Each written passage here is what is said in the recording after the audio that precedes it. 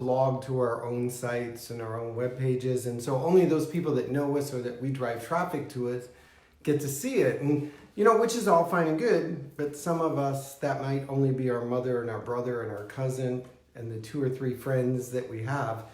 Placing it up on Medium or sites like that where you can get outside eyes on it, where it's sort of like a collaborative writing community, is always fun, and it adds a level of challenge because it's going to be seen by others. So stepping into that Medium place, I often have to think, okay, I'm being seen by people who have never seen me, and it raises my level of writing. And so I did write a new blog. It's about finding your nexus point. It's over there on Medium.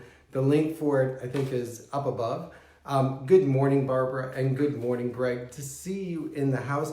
So last night, Dennis LaRue was talking about having energy, needing energy, seeking energy. And I said, I got a few tips I got to share with you.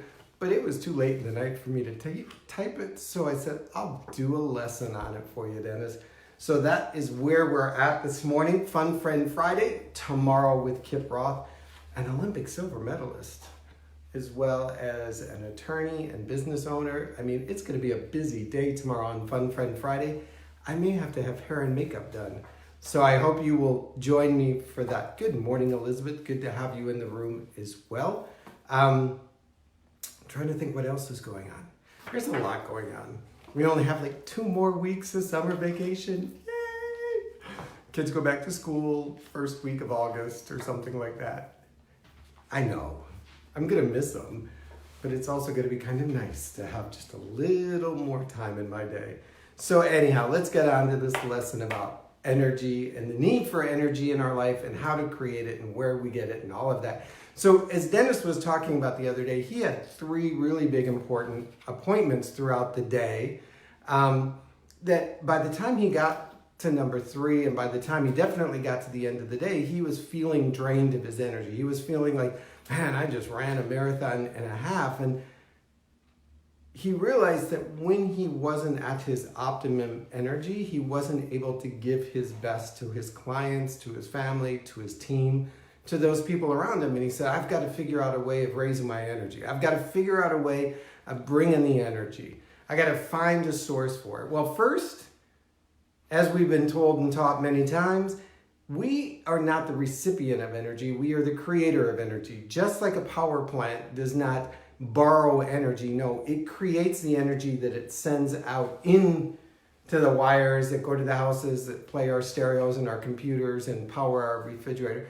So you have got to accept the idea that you are the creator of the energy. And let's just also understand that we're not talking just about that physical energy, but also that spiritual and mental energy, that creative energy, that love, that joy, that happiness, that focus. I see Bobby Sykes is here. He's a phenomenal artist. He'll tell you that he has to go to a place to bring forth that creative energy into his artwork. He doesn't call a friend and, phone a friend and say, hey, I need to borrow your energy. I'm going to create something here wonderful. We have got to understand that we are the creator of the energy. And that we turn it on, we turn it off, we raise it, we lower it, we center it, we disconnect from it as we need. And so how do we begin to build that energy that we need to be our best and our highest for others? So first, one of the things that often happens throughout the day is we start carrying everything with us. So we had drop off the kids, and we went to this meeting, then we went to this meeting, and we went to this meeting. And by the time we get to the 3rd or 4th thing, we've got all of that stuff on our shoulders and it's weighing us down and we're trying to trudge forward. It's emotional, it's physical, it's spiritual, it's distracting energy. So you got to be able to release and then set. And so by release and set, close your eyes, step out of the appointment, step off the phone call, the kids get out of the car to go to tennis camp or whatever. Release that moment. Okay. Close your eyes, take 2 or 3 deep breaths. Repeat to yourself, I release it, that is finished, I release it. Once you feel that release, that letting go, that wave sort of moving back out into the ocean, then you sort of focus in on, I set the intention for the next thing that I'm doing. I'm going to have calm energy. I'm going to have vibrant energy. I'm going to have loving energy. I'm going to have creative energy. I'm going to have conscious awareness energy. I'm going to have listening. Whatever that energy is that you need for the next moment. It might be physical, spiritual, mental, leadership energy. Set the intention of how you're going to walk into that, as if the wave is coming back in, bringing you that energy that you've called to it. So release, the wave goes out. Everything that I just finished, I finished. I close the book, I shut the computer, I hang up the phone. I step out of the meeting. I release it, I release it, I release it. And then I see the wave coming in, I receive, or I set the intention for the energy of where I want to be next, how I want to show up next, what I want to look like next, what I need my energy level to be like next. As that wave comes into me, I have this sort of, I love Marvel comics, I sort of see this little power plant in my, in my core going around and around and around and around and around, getting sort of like Flash kind of energy, and I like, all right, I got it. It's washed over me. I created that energy. I see that energy. If it's sometimes challenging to see that energy, think of a moment in the past where you had it at its optimum and say, I reclaim that energy for now. I see that like, oh man, I remember that moment when I crossed the finish line and I was in that 10K and I felt fabulous. I have that energy. I awaken that energy now. Got it? So you got to release the old. So often we try and go through the whole day and we end up getting to the end of the day, 5, 6 o'clock. We walk in the door, we greet our family, and we have nothing left. It's because we're walking in the door with this like baggage from all day long that's been draining and carrying us through. It's like going through the airport with 10 suitcases. You got to let them go at the baggage claim. One is about the idea of bringing joy. When I look at what I'm doing next, when I look at where I'm going next, when I look at what I need to create next, the next appointment, the next meeting, the next encounter, I focus on what joy will I bring? Like, I'm bringing joy.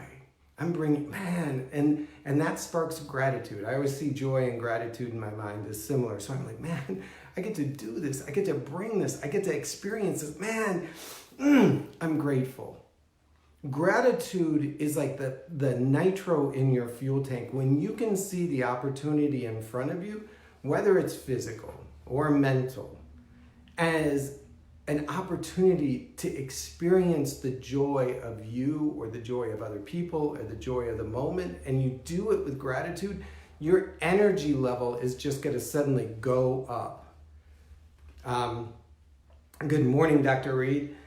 You're going to finally go, you know what? I am grateful for this. I came into this sort of begrudgingly and half-heartedly and grumpily and that drained my energy.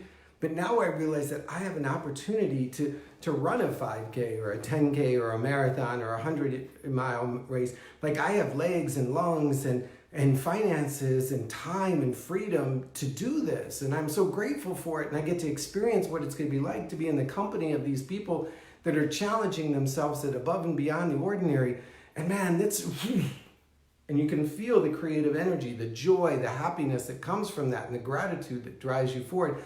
Or I get an opportunity to coach somebody. I get invited into their most intimate dreams and desires and passions. I get to be present when they birth their next great moment in life.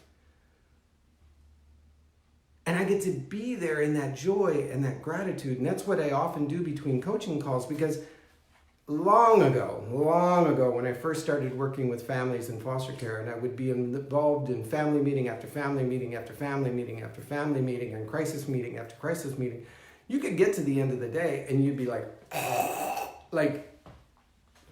and I realized that I had to learn to be present at the highest level for those clients and those kids and that family, so that they would be able to experience the next level of their life in a more positive way. And then I was like, oh my gosh, I'm so grateful to be chosen to be in the room as this family heals and transforms and discovers love and grace. And so I could recharge. I also knew that I had to let go of the meeting before to be present for the meeting at hand. So that's how I began to uncover it. And then the other part really about discovering energy or creating energy or finding energy is you got to be in optimum health. Because when we're sick, we have no energy. When we don't get our sleep, drink our water, eat the food that we're supposed to eat, follow the schedule that we know we're supposed to schedule, that affects our health at a very low vibration sometimes, but that long humming noise, like the dripping water in the bathroom at night, will wear us down and pull out our energy. We'll become distracted in just trying to maintain our posture and our physical energy, that our mental and our spiritual energy will fail. And so often people will say, well, I do really great with 3 to 4 hours of sleep. Study after study says 7 to 8. No matter how old you are, what age group you're in, what you're doing, 7 to 8. And 7 to 8 hours of uninterrupted sleep. And then there's a whole bunch of series of things that I do to enhance the quality of the sleep that I have. So that not only am I getting the number of hours, but I'm getting the quality. I have mantras and meditations and music playing in the background that reminds me as I begin to drift into sleep that I am safe and that I'm healing and that I'm using this time to reflect and renew and re-energize and all kinds of things. So it sets my subconscious mind to let go of the things that it might be distracted by and move into sleep. And then when I wake up, I don't jump for the alarm clock. Instead, I take a moment and say, today I get to bring joy. What can I get excited about? What is going to excite me today? Turn off the alarm clock. And guess why I can wait? Because the alarm clock wakes to a song that I really like. And so having it play for a few minutes while I set my intention, set the focus, set the joy for the day, it's totally cool. It's totally cool. It's not one of those blaring horn things that, gets me up in a negative. I just want to check and make sure, Dennis. So don't look at, and then interval training. It's kind of the other part of having the energy you need, especially if you're a trainer or a coach, if you're somebody that goes in and out of high energy situations in your work world. You can't expect to sit at a desk all day long, quietly, peacefully writing a novel, and then step in the next day to entertaining a room full of people, 1,000 people with comedy and jokes and inspirational speaking. You've got to interval train. And what I mean by that is during my day, I know that there are periods where my energy can be silent and quiet and contemplative and reflective.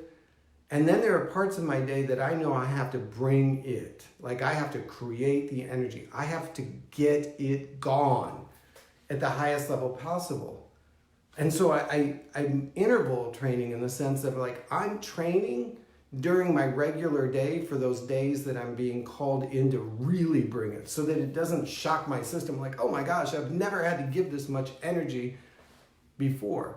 No, I give this level of energy every single morning when I do a Facebook Live. No, I give this single energy when I'm showing up with my clients on a one-to-one coaching or doing a mastermind or doing a training. I've been through this 10K, 5K marathon level energy that I need physically, mentally, emotionally so many times prior to this that when I step into it, it's not a shock to my system. It's not like, we can't do this. We've never done it. We haven't prepared for it. No, you got to prepare for it. It always cracks me up, like when you talk to runners about how the night before they're like carving up and they've got like this whole ritual and routine so that when they step on the starting line, their body, their mind, their spirit, everything about them knows what's going to happen next, and they just go. The same thing has to be true for you when you step into your leadership, when you step into your teaching and your coaching and your inspiring or whatever it is that you're doing to become a success and to be at the highest level. You've got to have routines in place long before the big event so that when you step into it, all parts of you know what's expected next and it's not a shock to your system.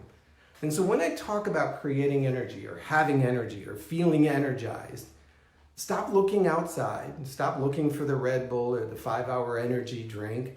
Stop thinking, I'm going to listen to this great song or whatever, and it's going to pump me up and give me the energy I need. No, you have the energy inside of you. You are a nova. You are a supernova of energy. You are a Marvel hero comic. You are an Iron Man with your own burning core. What you have to learn to do is how to maximize that energy and utilize that energy to create the things that you want to create at the moment you want to create it.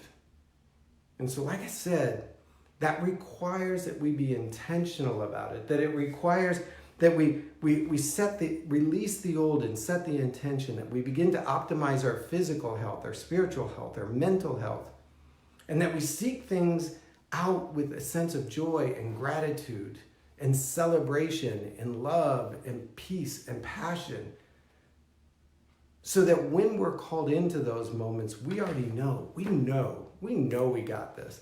And we could do it all day long, 24/7, 365, not a break in sight, because we have a system for maintaining our health. We drink our water, we sleep our sleep, we eat foods that bring life. We don't eat to live, we use food to fuel our dreams and our desires and our health. We've put tools and things in place that power us, that give us that internal energy that we hold and harness, that at a moment's notice, we can release into the world and create magnificent things. All right? So I hope that helps you, Dennis LaRue. I didn't see him tag in. He's probably still sleeping in. Kidding. He was up late last night doing his run. And that's the other thing. Don't try and pack in what was missed. If your daily run time is at 5 o'clock or in the morning or 8 o'clock in the evening, and you get so busy and so chaotic and so out of focus, and you're like, well, I got to go back and finish my run because I made a commitment. No, if 9 o'clock is your wind down, set down, quiet time, move into that, because your body, your biorhythms, the things that control you need to stay on that schedule just as much. I love my daughter. She's like me. Like you don't even need a watch, because she's like 9:15. Good night. I'm going to bed. Like we could be having a New Year's Eve party in the middle, and she would be like, "Yep, 9:15. Time for me to go to bed." Same thing for me. Right? I hit an hour. It's like I'm done. I'm out. I'm burned. I'm going to bed, because my body knows what it needs, and it calls to me and tells me it's time to get it done. So don't try and juggle your schedule. And if you're a traveler and a business person, I know it's extra hard. And so when I often travel, I keep my watch set to the time zone that I'm more naturally or 80% of the time in. And I try and match my patterns as close to that as I can, so that when friends ask me if I'm in California and they're like, you want to go out for dinner? It's like, yeah, but it might be like a 4 o'clock California dinner time, because that matches my dinner time at home, so that I can get into my quiet time, my reflection time, my peace time, so I can be in bed by the time that I would be in bed at home, so that my energy level stays connected. Anyhow, totally different thing about sleep patterns and travel patterns. I will see you guys tomorrow morning at 8 a.m. Eastern for Success Life Live. Fun Friend Friday with Kip Roth. If you haven't had a chance to figure out who he is or learn a little bit about him, there's a great post over on the Medium about him. It's going to be phenomenal. It's going to be off the hook, I tell you. It's going to be great. Yes, Elizabeth, thank you. You've got to build the stamina.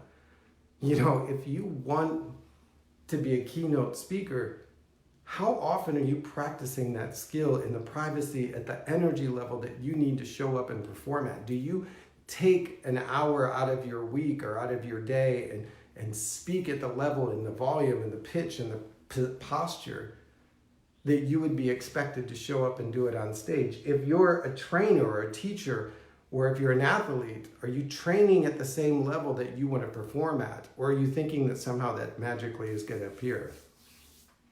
You know, I so often will know when somebody hasn't done the road work to earn the reward time, so to speak, that you can see when they like, okay, I finally got this opportunity, I'm going to do it. And it's like, train now for the moments that you want.